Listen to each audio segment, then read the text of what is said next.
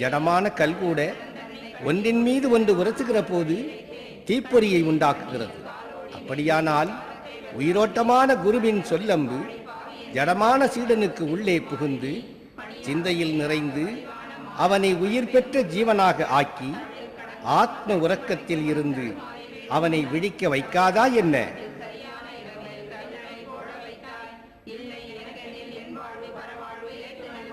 குருவான அம்மாவின் அருள்வாக்கில் ஞான அனுபவத்தின் அழகான அற்புதம் ஆறாக பெருக்கெடுக்கிறது.